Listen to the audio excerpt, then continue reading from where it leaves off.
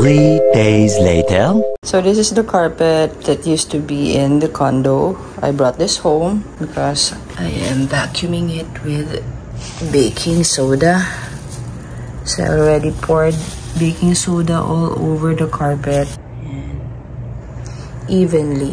I forgot to take a video of it, and then after doing my skincare, after 15 minutes, I will be removing it with this vacuum over here, and we will be cleaning the condo unit for the very last time today. Today is January 5, 2025. 7:59 a.m. So, baking soda tayo ng bed para malinis. We will soak this bed with baking soda for 15 minutes bago natin vacuumin para malinis. There. Ito namang box na to, sinanitize ko to eh. Ganun ako kaano sa kalinisan. Lahat sinasanitize eh. Kaya never kami nagka-COVID eh. Sa sobrang linis ng nanay. Hindi naman sobrang linis. Ano lang, ingat. Yan, para talagang sumiksik yung baking soda. Hindi lang basta binuhos sa dulo. There, 15 minutes.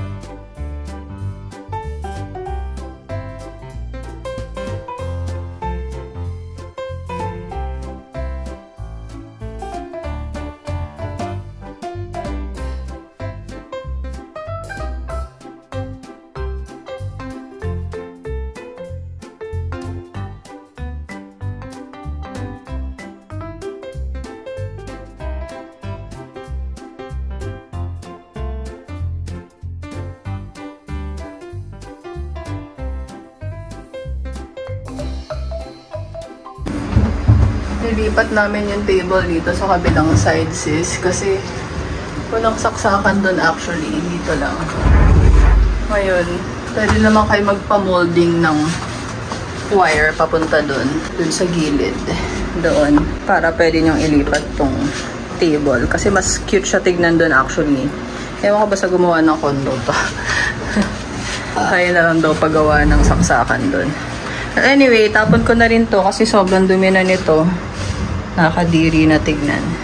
So, nakapag-baking soda na kami ng mga kaek-ekan pati. So, syempre, disinfectant ang baking soda. Thank you.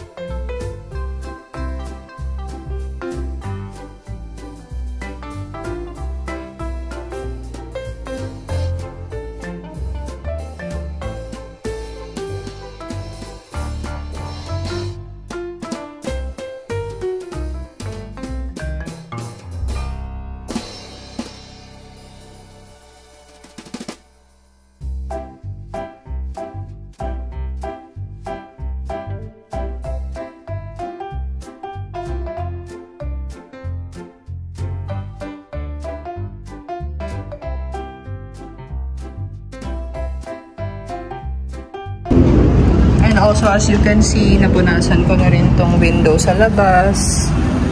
Yan. At ito, napunasan ko na rin yan. And here. Yan. Malinis na, pati labas. O, diba?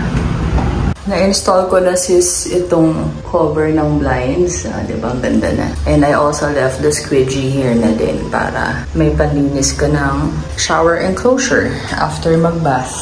Okay. Yan na yung cover ng blinds.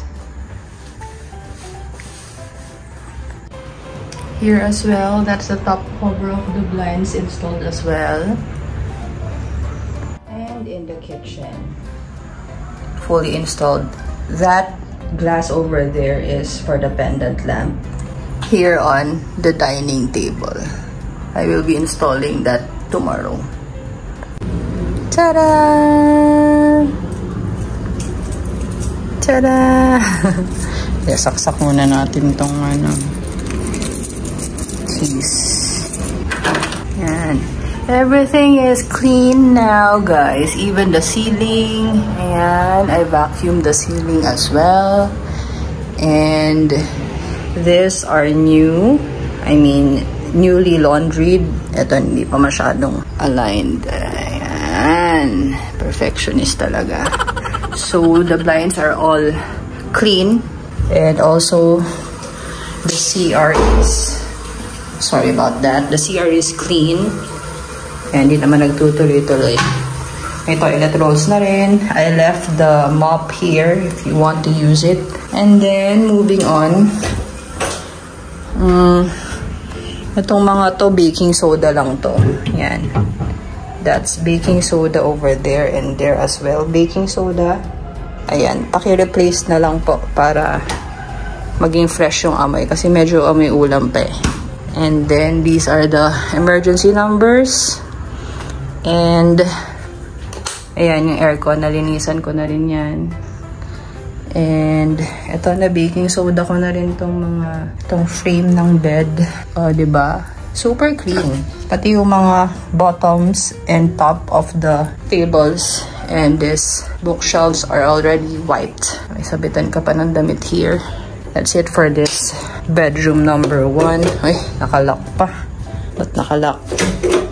Buti na check ko. All of this are already wiped as well. Ewan ko lang yung ibabaw. Tinamad na ako. Okay na yan. Tapos ito. Wala namang amoy. Hindi naman amoy rugby. Kasi nagbabaklas to eh. Kaya ni-rugby ko eh. Para maging ano na siya. Permanent na siya. Medyo hindi sticky yung nabili kong wallpaper eh. So hindi ko na lang bubuksan to. Close na lang natin to. Yan. Medyo may mga scratches pa ng cat namin. Bili ka na lang ng lint remover sis. Merong nabibili nun yung pantanggal ng mga scratches. Yan lang din yung ginamit ko dito eh sa couch. Itong loob ng cabinet na ano ko na rin to. Napunasan ko na rin. Ayan, wala nang alikabok yan. Charan. Diba? Malinis na yan. Ipa-cleaning mo na lang tong aircon kasi due for cleaning na rin yan. Ayan, napunasan ko na rin yan ng wet and dry clean cloth. And may sabitan ka na rin dito. Ayan, napunasan ko na rin yan. So, everything is clean. Naglagay na rin ako ng doormat. Huwag ka na lang magpapasok ng outside shoes para hindi agad madumihan yung unit mo. So, there you have it. A little tap on the back for a job well done to me. And ito pala, as you can see, hindi pa nalalagay yung frame niya. Umorder pa lang kasi ako ng edging ng lamp kasi nilabhan ko to cloth kasi yung paligid niya. I mean, medyo madumi na yung paligid kaya nilinis ko. So, on Tuesday, I will put back the frame of the pendant lamp over there. That's it. Let's close the lights.